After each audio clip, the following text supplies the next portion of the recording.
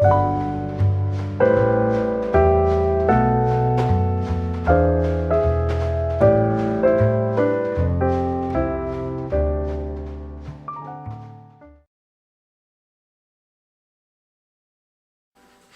하나님께서 오늘 우리에게 주시는 말씀은 사무엘상 31장입니다. 오늘 사무엘상 마지막 시간으로요.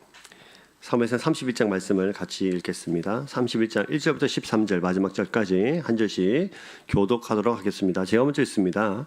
블레셋 사람들이 이스라엘을 침해 이스라엘 사람들이 블레셋 사람들 앞에서 도망하여 길보아 산에서 엎드려져 죽으니라.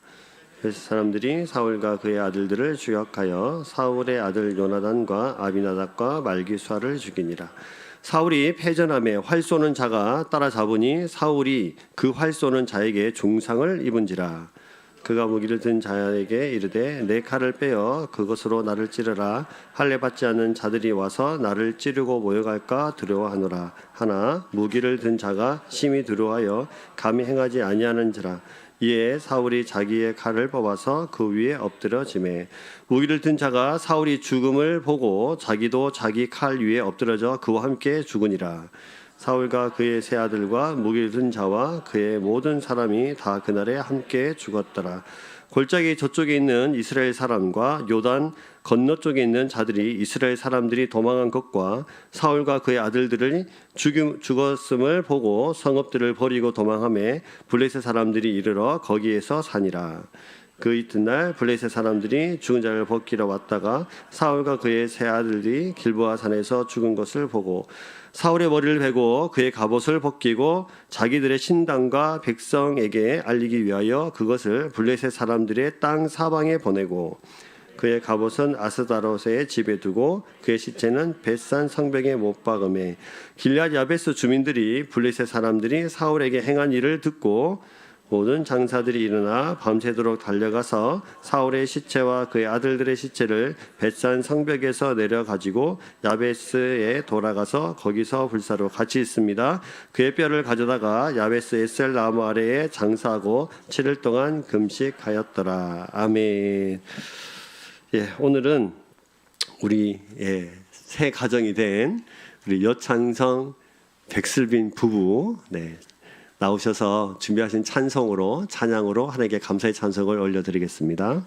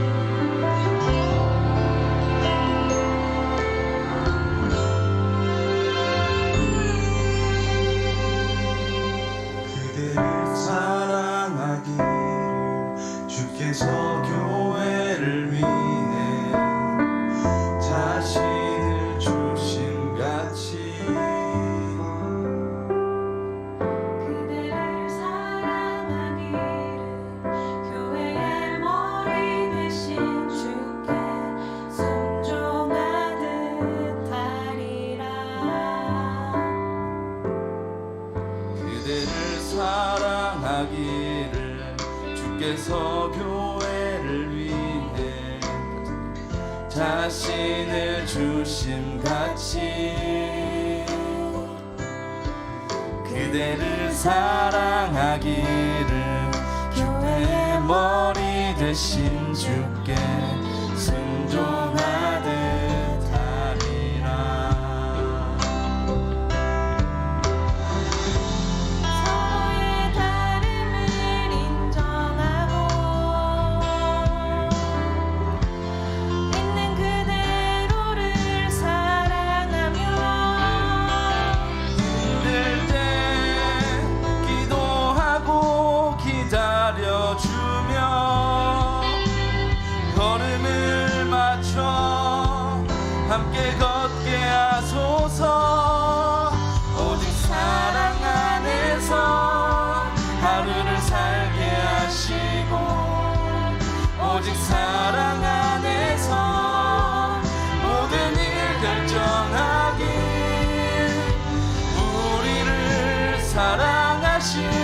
그 큰 사랑을 인해 주님을 닮아가는 우리가 되게 하소서.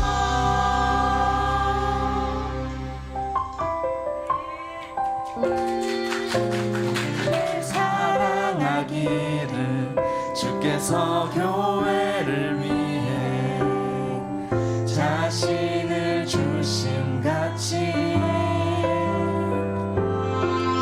그대를 사랑하기를 교회의 머리 되신 주께 순종하듯 하리라. 서로의 다름을 인정하고 있는 그대로를 사랑하며 힘들 때 기도하고 기다려주며 걸음을 맞춰 함께 걷게 하소서. 오직 사랑 안에서 하루를 살게 하시고 오직 사랑 안에서 모든 일 결정하길 우리를 사랑하신 그 큰 사랑을 인해 주님을 닮아가는 우리가 되게 하소서.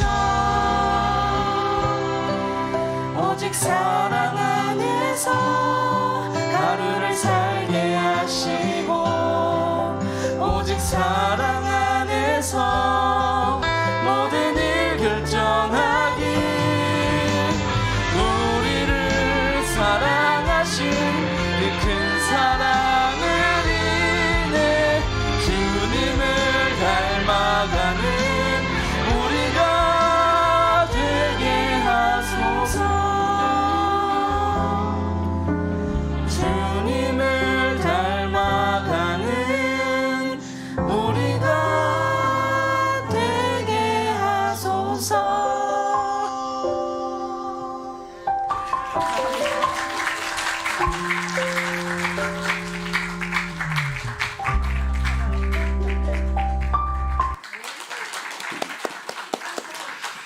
감사합니다.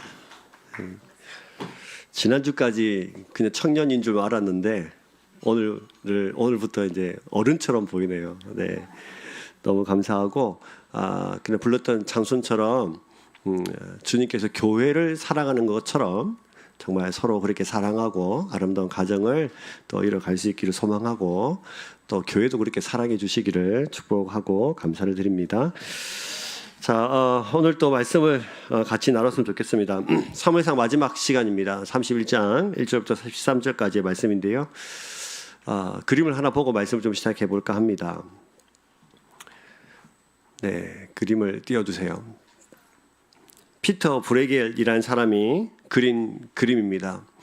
왠지 그림에 어떤 느낌이 드십니까? 외롭고 쓸쓸하고 처절한 느낌마저 좀 들지 않습니까? 저 그림은 1562년에 그려진 브레겔이라는 사람이 그린 사울의 죽음이라는 그림입니다. 오늘 말씀 31장 말씀을 읽으면서 영감을 받아서 그린 그림이죠. 꼭 저대로 다 이루어진 건 아니고 작가의 상상 속에 이랬을 것이다 이런 것을 그리면서 사울이 죽어가는 장면 그리고 이스라엘이 블레셋 전투에서 패전하는 모습들을 그린 것입니다. 여러분들이 보시는 그림의 9시 정도에 보시면 두 사람이 이렇게 한쪽에 있는데 그 사울입니다. 네, 그런 의도로 이제 그린 것입니다. 왜 이 그림을 보여드리냐면요, 오늘 본문이 이 없었으면 좋았을 것 같은 이 그림의 배경을 한 이 그림에 대한 이야기들을 또 성경 이야기들을 같이 좀 나눠보기를 좀 소망하기 때문입니다. 1절 말씀을 보시면 블레셋 사람들이 이스라엘을 침해라고 기록이 되어 있어요. 블레셋 사람들이 이스라엘 침해, 그러니까 블레셋이 먼저 이스라엘을 침략해 왔다는 뜻이죠. 특별히 여기서 침해 쳤다라는 뜻은 히브리어로 삼키다라는 뜻입니다. 이스라엘이 블레셋의 먹이처럼 먹히는 상황이 되었다, 뭐 이런 표현을 지금 하고 있는 거예요. 짐승들에게 고스란히 삼켜짐을 당한 것이 처참하게 이스라엘을 패배하게 했다, 뭐 이런 뜻으로 지금 이 단어를 특별히 사용했다고 저는 생각이 들어요. 그리고 이스라엘 군대는 블레셋의 공격에 의해서 쫓기다가 길보아 산에 엎드려져 죽었다라고 1절에도 기록하고 있습니다. 길보아 산이란 뜻을 또 여기 이 단어를 굳이 또 왜 적어놨을까요? 굉장히 중요한 의미가 있겠죠. 또 사진을 한 장 보여드리면 여기가 길보아 산입니다. 지도를 보셔야 좀 이해가 될 것 같아요. 네, 저기 잘 안 보이시죠? 네, 저기 한 1시 정도 방향에 보시면 길보아 산에 빨간색 점이 하나 찍혀 있는데 혹시 보이십니까? 네, 저게 길보아 산인데요. 원래 길보아 산 옆에 조금 대각선으로 한 45도 정도 위쪽에 이스라엘이 진을 쳤습니다. 이것이 사무엘상 29장에 보면 등장을 하는데 이곳에서 진을 쳤다가 한참 밑에 쪽인 길보아 산까지 밀렸다는 뜻이에요. 그러니까 후퇴하고 후퇴해서 이렇게 처참하도록 밀리고 밀려서 결국 저기까지 갔다는 뜻입니다. 그리고 이렇게 기록해 놓은 의미가 또 있습니다. 왜냐하면 이 길보아 산이라는 곳은 이스라엘이 지금까지 승리를 맛봤던 장소입니다. 그 드보라와 바락이 하나님의 도우심으로 시스라라는 군대랑 전쟁을 하면서 기손 전투라고 있는데요. 이 전쟁에서 사사기 4장에 보면 등장을 하는데 이 전투에서 승리한 장소가 바로 이 길보아 산입니다. 뿐만 아니라 우리가 잘 아는 기드온, 이 하나님의 도우심으로 미디안과의 전쟁에서 승리했던 곳, 사사기 7장에 등장하는데 이곳이 바로 길보아입니다. 지금까지 이스라엘 백성들은 항상 길보아에서 이겼습니까? 졌습니까? 졌습니다. 근데 중요한 것은 항상 하나님의 도우심으로 이긴 거예요. 근데 오늘 본문에 보시면 길보아 산에서 뭐 했죠? 패전하고 다 죽습니다. 모두 다 죽습니다. 빠짐없이 다 죽습니다.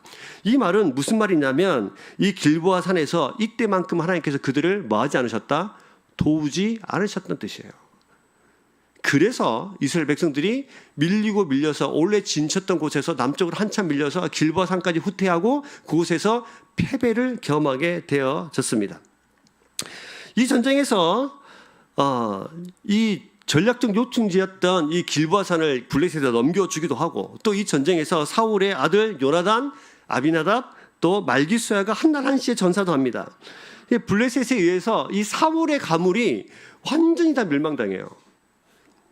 사울의 자손이 끊어지고 아버지가 자식들이 먼저 죽는 것을 눈으로 확인하고 피비린 나는 이 죽음의 현장에서 죽음의 역할을 다른 사람이 아니라 사울과 그의 아들들과 이스라엘이 담당하고 있는 거예요. 아버지 사울의 입장에서 얼마나 원통하고 얼마나 처참했을까요? 그러면 아들들이 다 죽은 것을 눈으로 보고 난 이후에 이 사울이 어떤 결정을 했습니까?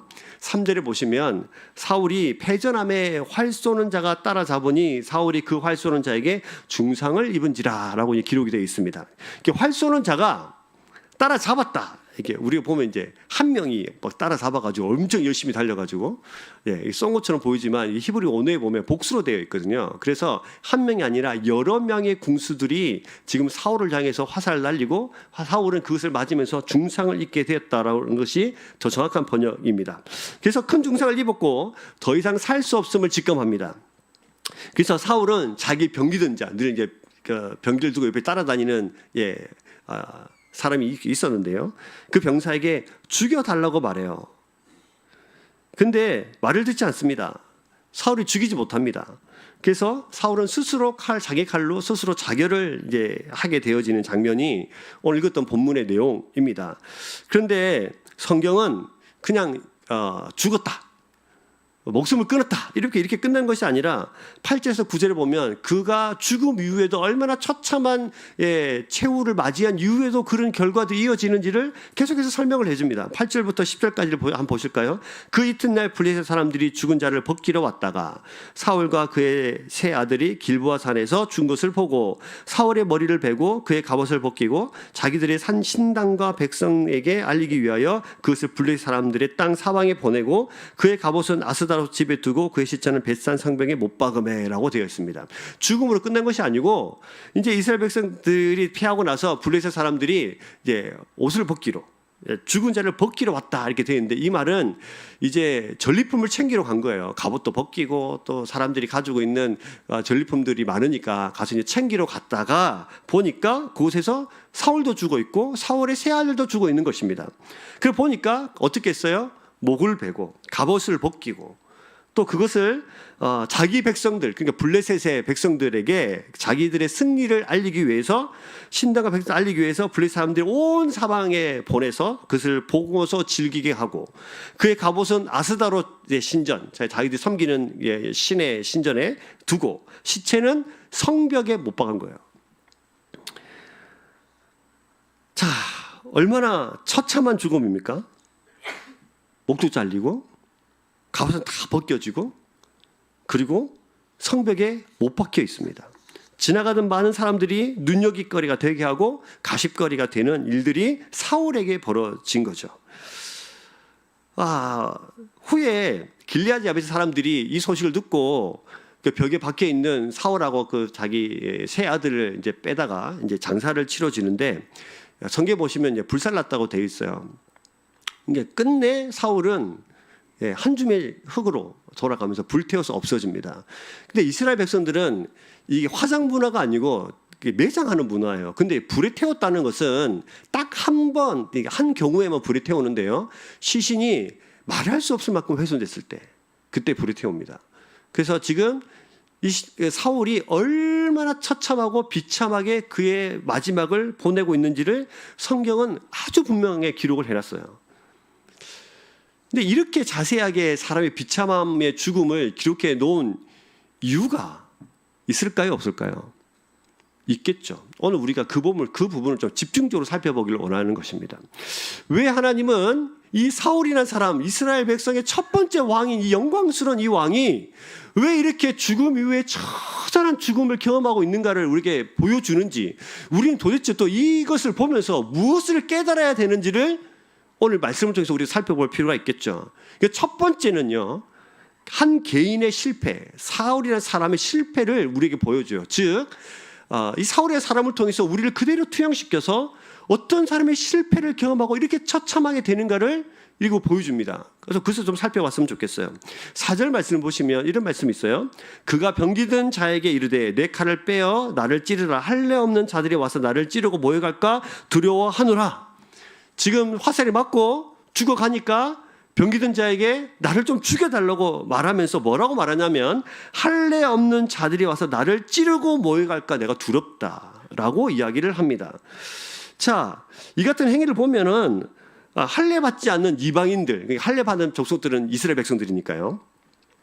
그들의 소리에 죽을 수 없다라는 어떤 신앙적 자존심이라고 볼 수도 있긴 한데요. 사실은 그런 건 아니고 이 본문을 잘 살펴보시면 뭐 한글 이게 개역에는 잘 드러나지 않지만 히브리 언어로 살펴보시면 내가 모욕받지 않도록이에요. 내가 모욕받지 않기 위해서요. 내가 모욕받지 않기 위해서. 저들이 나를 모욕하지 않도록 위해서. 그래서 블레셋 사람들이 자신을 죽이고 나를 조롱하면서 저들이 즐거워하지 않도록 날 지금 죽여달라는 거예요. 이 말은 사울이 사실은 그 하나님의 백성이라는 자존심을 세우겠다는 것으로 볼 수도 있긴 한데 사실은 그게 아니라 끝까지 하나님보다는 자신의 입장에서 자신만을 생각하는 사람이었던 사실을 우리에게 보여줍니다. 끝까지 신앙의 신자의 성도의 신앙적 자존심은 하나님을 신뢰하는 것이 우리의 자존심이에요. 끝까지 하나님 앞에 믿음으로 살아가는 것이 우리의 자존심이에요. 맞습니까? 맞습니까? 왜? 그게 우리의 자존심이죠. 하나님이 우리 아버지 되신다. 나는 하나님의 자녀다. 그리고 나는 끝까지 하나님의 말씀대로 살아볼란다. 너희들이 아무리 나를 비난하고 아무리 세상적 기준으로 나를 판단해도 나는 하나님의 길을 가련다. 십자가의 그 길을 가련다. 십자가를 짊어지고 가련다. 이것이 우리 자존심이잖아요. 근데 사울은 지금 어떤 게 자존심을 부리고 있냐면 그냥 자신이 모욕당하지 않는 거예요. 이 속에는 사실 하나님이 없어요. 자기 자신이 최고입니다. 내 명분, 내 이름, 내 체면을 위해서 하나님을 이용하는 것이죠. 사실 사울 역시 이방인과 사실 다를 바가 없습니다. 하나님 뜻보다는 늘 자신의 포부, 늘 자신의 계획, 늘 자신의 생각들을 앞세우며 세상을 살았던 사람이잖아요. 이것이 이방인들과 다를 바가 사실 무엇입니까? 그러면서 나는 할례받는 사람이기에 너희들과 다르다. 나는 그들에게 모욕받지 않겠다라고 말하는 것은 오히려 조롱거리예요. 네가 그래도 예수 믿는 사람이냐? 네가 지금까지 그렇게 살아놓고도 예수 믿다고 그러냐? 오히려 이것이 우리에게는 조롱거리자 하나님 앞에는 영광을 가리는 일이 됩니다. 그래서 우리 사울의 사람이 이렇게 끝까지 자기 자신만을 생각했던 사람이라는 것을, 자기 중심적이라는 것을, 자기 만족을 가지고 세상을 살았다는 것을 우리에게 할례 없는 자들이어서 나를 모욕하지 않도록으로 우리가 판단할 수 있고 볼 수 있습니다. 두 번째, 사울이 왜 이렇게 처참한 인간의 실패를 경험한 것을 성경 계속해서 자세히 보여주시냐면, 사울이 사실은 죽는 순간까지 평생 자기가 살았던 삶의 방식을 고집하는 이유입니다. 지금 자기가 스스로 자기의 생명을 끊었죠. 여러분, 생명의 근원은 누구한테 있죠? 생명의 주권은 누구한테 있죠? 하나님께 있어요. 근데 지금 사울은 자기가 자기 생명의 주도권을 가지고 자기 생명을 끊을 거냐 말 거냐를 자기가 지금 판단하고 있습니다. 끝까지 자기의 방식대로 지금 삶을 끝내고 있는 거예요. 그러니까 이것이 끝까지 인간적인 방식을 선택하고 있는 사울의 전 삶을 대표하는 이야기예요. 사울이 왕이 된 순간부터 지금까지 하나님께 한 번도 사실 충성한 적도 없고, 삶의 마지막까지 회개한 적도 없고, 하나님께 자기 인생을 맡긴 적도 없어요. 하나님과 교제한 적도 없고, 기도하고 묻은 적도 없어요. 자기가 블레셋까지 전투에 나갈 때 무당한 데 가서 내가 나가야 되냐 말아야 되냐, 이길 거냐 말 거냐, 이것을 물은 적은 있어도 하나님께 물은 적이 없어요. 하나님께서 세우신 왕의 자리를 감당할 때 어떻게 고민이 없겠습니까? 어떻게 이 많은 사람들을, 이 나라를 왕으로 세움받아서 이 나라를 인도해 갈 때 왕으로서 얼마나 고민이 없겠어요. 그 고충이 왜 없겠습니까? 수없이 많은 고충과 고민이 있겠죠. 왕으로서만 알 수 있는 그 자리요. 우리 사실 자녀들이 아버지 이해해요, 어머니 이해해요 뭐 이렇게 이야기한다고 해서 아버지 어머니의 그 깊은 마음과 그 고민과 고충들을 다 알 수 있겠습니까? 하나만 알아줘도 고마운데. 마찬가지입니다. 왕의 자리는 왕만 알 수 있죠. 그러나 그 많은 고민과 고충과 염려와 그 많은 염려들을 가지고 단 한 번도 하나님께 나간 적이 없습니다. 생명의 결정기 있는 그 마지막 순간까지도 생명의 주관자이신 하나님이신 하나님 앞에 자기 인생을 맡긴 적이 없어요. 그러니까 자기 스스로 인생을 마감해요. 자기 인생을 자기가 해결하고 있는 거잖아요. 이게 불신앙입니다. 왜요? 왜 이것이 불신앙인가? 성도는 자기 삶을 자기가 해결하는 인생이 아니라 자기 삶을 해결받는 인생이 성도의 삶이에요. 여러분 믿으십니까? 우리 삶을 우리가 해결하는 자가 아니라 우리 삶을 해결받는, 누구한테? 하나님께 맡기면서 해결받는 인생이 성도의 삶입니다. 옆에 분들에게 저를 따라서 축복해 보실까요? 우리의 삶은 우리가 해결하는 인생이 아니라 하나님으로부터 해결받는 인생입니다. 여러분 믿으세요? 인생의 수없이 많은 인생의 문제들을 가지고 내가 해결하려고 부들부들 떨고 있는 사울의 모습이 바로 우리 모습이라면 우리 회개할 필요가 있어요. 우리는 우리 인생을 우리 스스로 해결할 수 있는 능력이 없어요. 우리는 그저 하나님께서 해결자로 맡겨드리고 내 주권을 옮겨드리는 거예요. 로드십이에요. 하나님 나의 주인이십니다 하면 내 인생의 모든 문제에 맡겨드려야 되는데 내 인생 내가 해결 다 하려고 하는, 그를 해결하는 인생이요. 이 모델을 예수님께서 보여주셨잖아요. 예수님께서 십자가에 못 박혀 돌아가실 때에 아버지 내 영혼을 누구한테 맡겨요? 아버지 손에 부탁하나이다. 예수님마저도 자기의 모든 인생을 또 자기의 영혼을 하나님 앞에 아버지께 내어드리는데 사울은 지금 자기 인생을 자기가 스스로 해결합니다. 여러분 너무 이게 우리 인생 스스로 우리가 해결하려고 너무 애쓰지 마십시오. 십자가에서 예수님이 하셨던 것처럼 하나님 앞에 내 인생을 맡겨드리고 해결자로 드려드리는 우리 인생이 되기를 주의 이름으로 축복합니다. 이게 지금 개인의 실패란 말이에요. 이렇게 살면 반드시 실패한다는 사실을 우리에게 가르쳐 준단 말입니다. 여러분 힘을 빼십시오. 우리가 이렇게 사울처럼 살면 반드시 그 인생은 왕의 자리에 있다 하더라도 실패한 인생이 됩니다.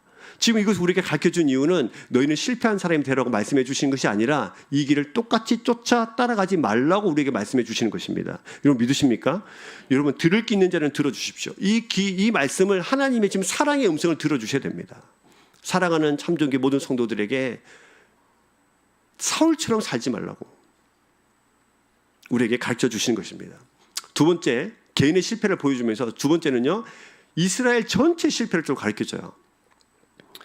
여러분 우리가 잘 알다시피 사무엘서는 사사기 말기 시대입니다. 사사기를 우리가 한 문장으로 성경 구절을 가지고 와서 정리를 해보면 뭐라고 정리를 할 수 있을까요? 그렇죠, 맞습니다. 왕이 없으므로 자기 소견에 오른 대로 살았다. 이것이 이 사사기 말기, 사무엘 시대를 한마디로 정리해 볼 수 있는 것입니다. 그러니까 다시 말하면 자기 마음대로 사는 시대, 내 생각대로 사는 시대, 왜 내 생각대로 사는데 뭐가 문제냐고 오히려 따지는 시대, 내 인생 내가 알아서 사는데 뭘 간섭하냐고 말하고 있는 그런 시대. 하나님이 왕이셔서 하나님이 통치해야 하는 이스라엘이 하나님을 왕으로 인정하지 않고 겉으로는 하나님이 왕이시지만 정작 내 마음대로 세상을 살아가는 그런 시대.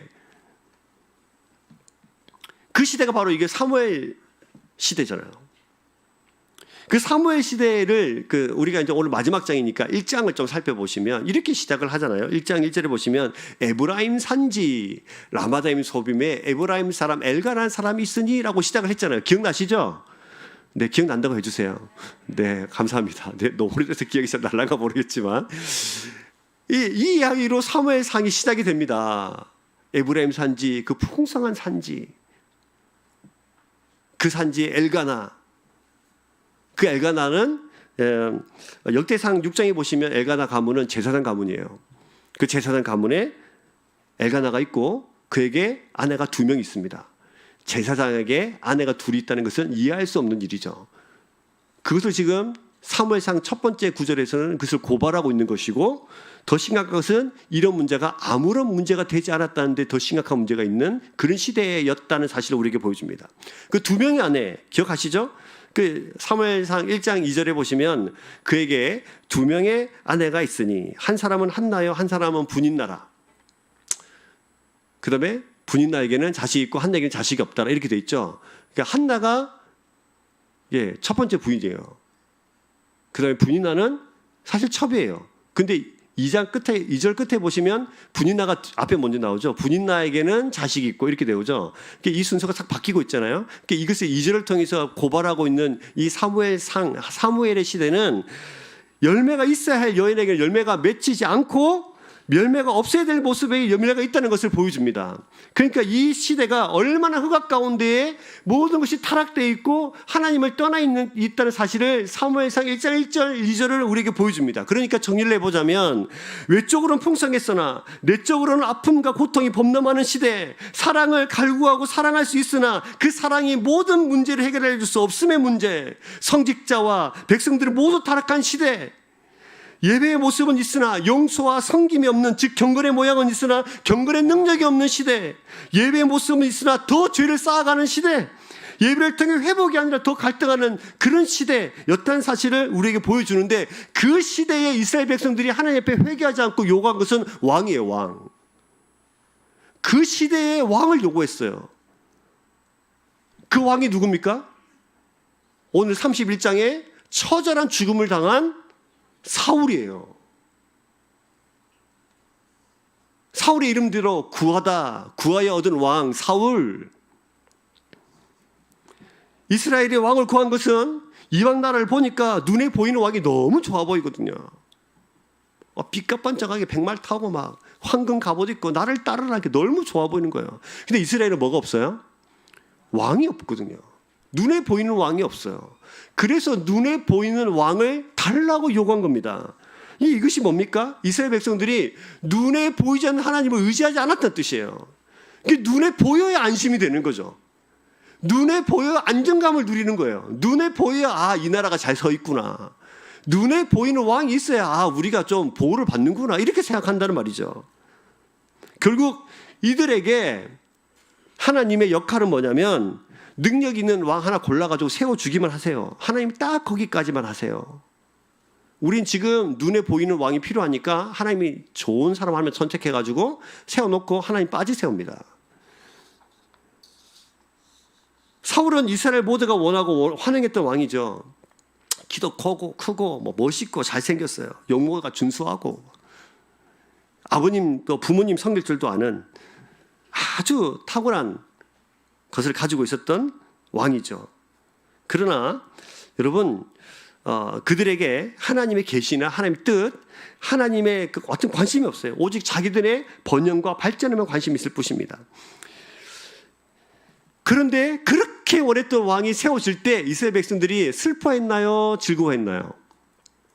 사울이 처음으로 왕으로 세워질 때 이스라엘 백성이 슬퍼했습니까? 즐거워했습니까? 즐거워했죠. 환영하고 난리가 났습니다. 비록 뭐 반대하는 사람들이 조금 있었지만 원래 리더라는 게 세워질 때 100% 뭐 만장일치는 사실 없잖아요.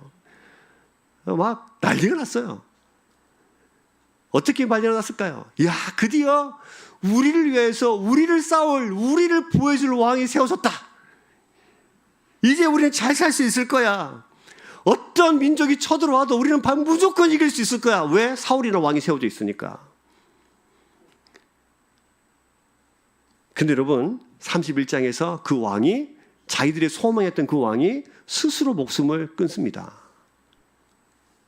그것도 아주 처참하게 목이 잘리고 갑옷이 벗겨지고 벽에 박혀가지고 지나가던 모든 사람들의 입에 오르락내리락거리는 그런 아주 처참한 인생의 결말을 맞이합니다. 그게 실패로 끝난 거죠.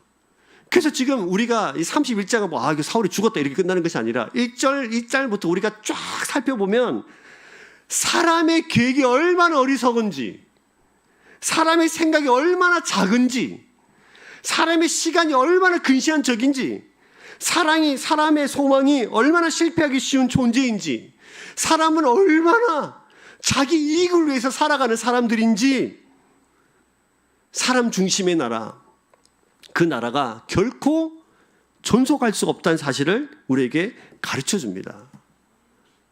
그래서 지금 31장을 보면서 야, 사울이 이렇게 중대가 아니고 이렇게 자기들의 만족을 위해서, 자기들만 위해서 세상을 살아가는 그 사람들의 결말을 우리에게 보여주는 거예요. 그러면 여러분, 사울을 통해서 혹시 우리도 사울 같은 사람들은 아닌지를 잘 살펴보셔야 됩니다. 여러분, 이런 사울과 이스라엘의 실패한 인생을, 그 길을 똑같이 따라 걷지 않기를 주의 이름으로 축복합니다. 어떤 경우에라도 여러분의 왕이시고 여러분들 지키시는 그 인도자 되시고 지도 되시는 하나님을 항상 기억할 수 있기를 주의 이름으로 축복합니다. 여러분, 그리고 하나님을 의지하는 자로 살아가십시오. 우리 인생을 스스로 책임지려고, 스스로 해결하려고 하지 마시고, 그래서 스스로 해결하려고 하니까 능력이 필요하잖아요. 그러니까 뭐 어떨 때는 뭐 내 능력을 다하고, 어떨 때는 사람의 능력도 필요하고, 어떨 때는 돈도 필요하고, 막 그러면서 이것저것 다 그러다가 자기 인생을 자기가 스스로 개척하고 자기가 스스로 해결하려고 의존하려고 하는, 자기만 의존하는 우리 인생이 되지 않기를 소망합니다. 여러분, 그래서 하나님만 바라보고 살아가는 것이 성도예요. 성도. 보이지 않는 하나님을 믿는다는 것이, 보이지도 않는 분이 내 인생을 책임지시고 인도하신다는 것이 막연한 것처럼 여겨질 수 있어요. 하나님 도대체 어디 계실까? 내 인생을 도대체 책임져 주고 계시나? 차라리 눈에 보이는 것을 믿는 것이 더 안심되고 막 잘 되는 일이라고 우리는 사실 생각하잖아요. 그러나 여러분, 그것이 우리를 결국 실패의 자리로, 처참한 자리로 인도한다는 사실을 반드시 우리는 기억해야 합니다. 항상 여러분의 생각을 지키십시오. 항상 하나님께서 여러분들을 지켜가시도록 여러분 인생을 내어드리십시오. 보이지 않는 하나님이 아니라 반드시 살아계셔서 내 안에 역사하고 계시는 하나님을 믿으셔야 됩니다. 내 안에 계셔서 나를 이끄시고 역사하시는 하나님, 그 하나님이 여러분의 하나님이십니다. 여러분 믿으십니까? 네, 그 하나님을 따라가는 거예요. 저는 정말 이 1장부터 31장까지의 사무엘상을 우리가 쭉 이제 그동안 쭉 살펴봤는데 31장 가니까 소름이 그냥 너무 끼치는 거죠. 우리도 이렇게 살다가는 실패하고 소망 없는 인생이다. 그러나 여러분, 만약에 말입니다. 저는 개인적인 바람으로서는 31장이 이렇게 안 끝났으면 좋겠어요. 31장을 이렇게 막 묵상하더니 저희 시에리가 와가지고 아빠, 요나단 이렇게 안 죽어야 되는 거 아니에요? 요나단 왜 이렇게 죽어요? 그렇죠. 삶은 죽는 것이 아니라 요나단은 죽고 자기 아들 3명이 다 죽습니다. 뿐만입니까? 자기 옆에서 무기 든 자도 죽고 오늘 말씀해 보면 이스라엘 백성이 다 죽습니다. 사울만 죽는 것이 아니고 그 백성이 그 전쟁에서 다 죽는 게 의미가 있는 거예요. 사울만 실패한 것이 아니라 이스라엘 백성 전체가 똑같이 사무엘상이 끝나는 시점까지도 사사기 말기의 시대를 그대로 살아가고 있는 그들의 모습이 오늘 첫 번째 보여줬던 그림처럼 구석에서 그냥 엎드려져 다 처참한 인생을 맞이하게 되는 것이죠. 그럼 이건 만약에 말입니다. 만약에 사울이 회개했다면 어떻게 됐을까요? 사울이 단 한 번만이라도 회개할 수 있었다면 31장처럼 이렇게 비참한 인생으로 끝나지는 않았겠죠. 그래서 이 부분을 조금 더 살펴봤으면 좋겠어요. 여러분 잘 보시면요. 오늘 본문에 보면 사울이 스스로 목숨을 끊은 것처럼 보이죠. 네, 사실은 형태적으로 맞아요. 그런데 역대상 10장 13절과 14절에 보시면 이 부분을 좀 다르게 해석을 해놨는데 이 부분을 같이 한번 읽겠습니다. 시작. 사울이 죽은 것은 여호와께 범죄하였기 때문이라. 그가 여호와의 말씀을 지키지 아니하고 또 신접한 자에게 가르치기를 청하고 여호와께 묻지 아니하였으므로 여호와께서 그를 죽이시고 그 나라를 이새의 아들 다윗에게 넘겨주셨더라. 14절에 보시면 누가 그를 죽였다고 되어 있죠? 여호와께서 그를 죽였다고 되어 있어요. 오늘 31장에 보면 스스로 목숨을 끊는 것처럼 보이는데 역대상에 보면 이 본문을 다시 해석하면서 여호와께서 그를 죽이셨다고 되어 있습니다. 그러면 자기가 스스로 목숨을 끊었던 이 자살이라고 하는 이것, 사울의 그 31장과 역대상 10장에서 여호와께서 그를 죽이셨다는 이 말은 도대체 무슨 상관관계가 있는가? 그래서 생각해 볼 수도 있겠죠. 이것은 하나님이 사울을 자살을 막 부추겨가지고 야 죽어라 뭐 이래서 죽은 것이 아닙니다. 그런 뜻이 아니에요. 자살할 마음을 집어넣었다는 뜻도 사실은 아니에요. 이게 무슨 뜻이냐면 자살할 수밖에 없는 상황 속에서 건지지 않고 그냥 내버려 두셨다는 뜻입니다. 즉 자살을 선택하기까지 그 마음과 생각이 그대로 내버려 두신 거예요. 하나님께서.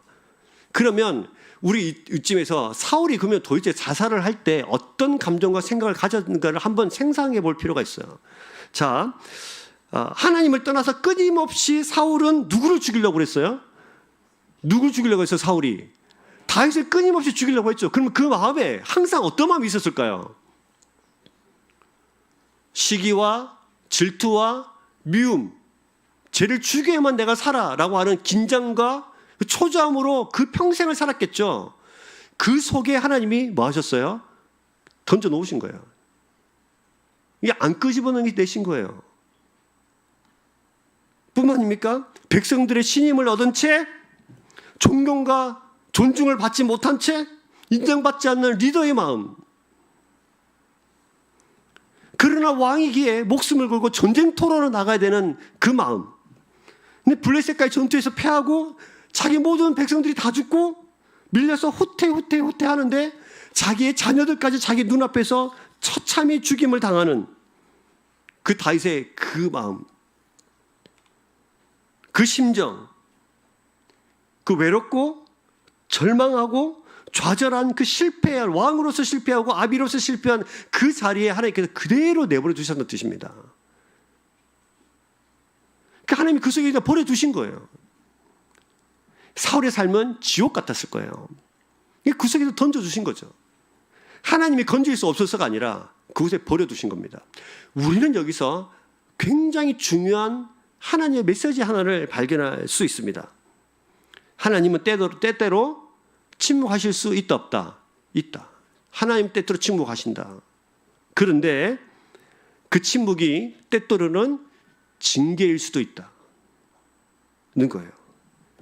하나님은 그렇게 내버려 두시는 방법으로 징계하십니다. 근데 이것을 우리 마음으로 좀 이렇게 좀 돌려서 좀 이야기를 해보시면 하나님이 징계하시죠. 그 내버려 두시는 거예요. 구석에 내버려 두시는 거예요.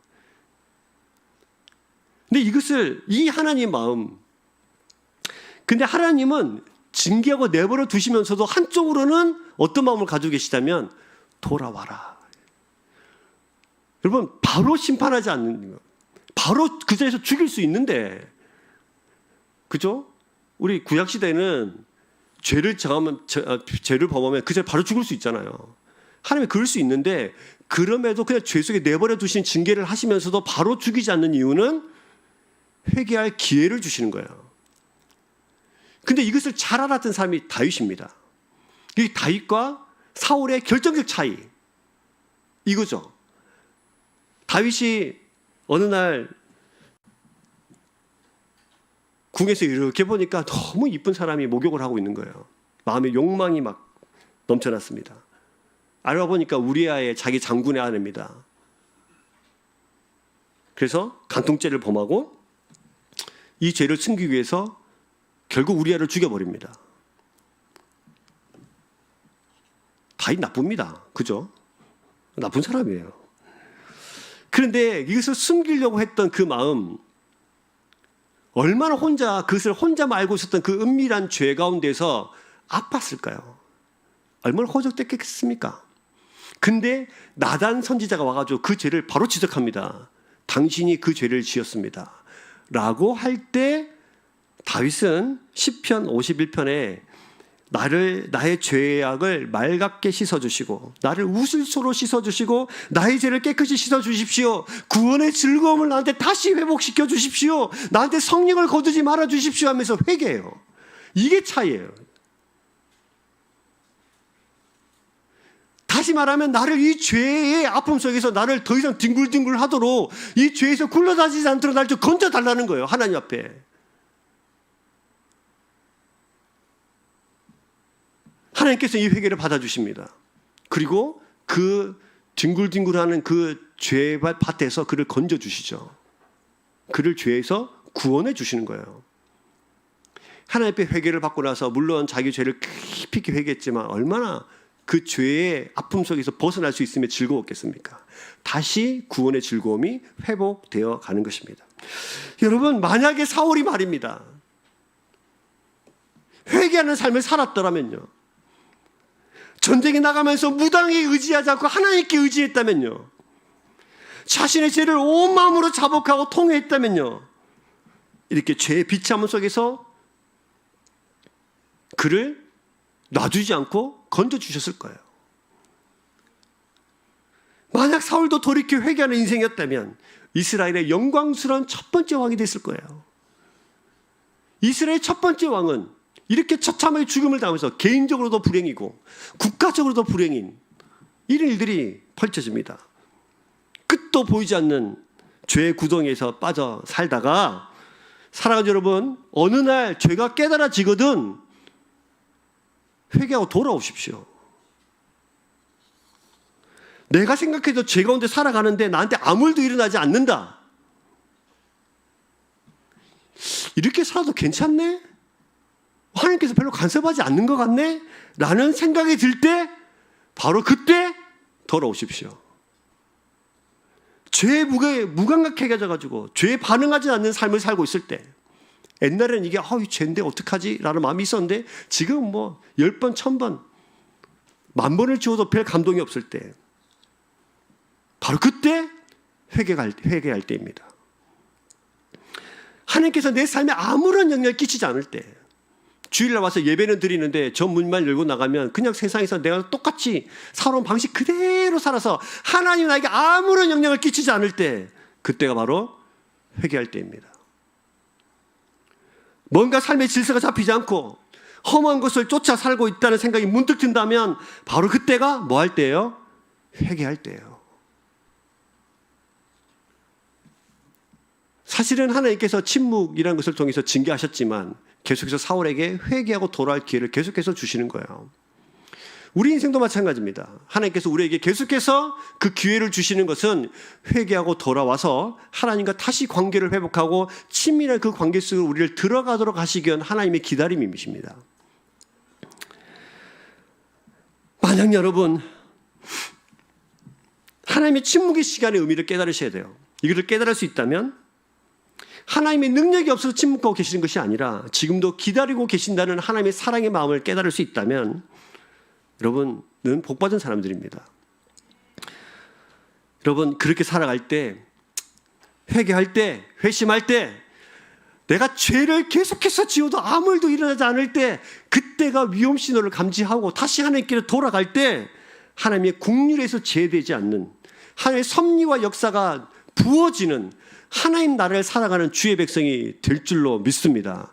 저와 여러분 인생 그런 인생 되기를 소망해요. 오늘 사무엘상 마지막을 마치면서 사무엘을 통하여서 사무엘상을 통하여서 사울의 인생과 이스라엘의 전 역사를 살펴보면서 우리도 똑같은 그 길을 걷지 않고 하나님의 회개함으로 돌아와서 우리 인생이 하나님께 용서받고 그 속에서 구원함을 받는, 지금 여러분이 살고 있는 그 죄에 허우적거리지 않고 그 죄 속에서 구원을 받아 그 구원의 즐거움을 회복해가는 주의 백성 되기를 주의 이름으로 축복합니다. 우리 마지막으로 이 말씀 같이 한번 읽어보십시다. 시편 34편 16절에서 18절 말씀을 같이 한번 읽고요, 이 말씀 우리 속에 좀 새겨놓았으면 좋겠습니다. 같이 한번 읽을까요? 시작. 여호와의 얼굴을 악을 행하는 자를 향하사 그들의 자취를 땅에서 끊으려 하시는도다.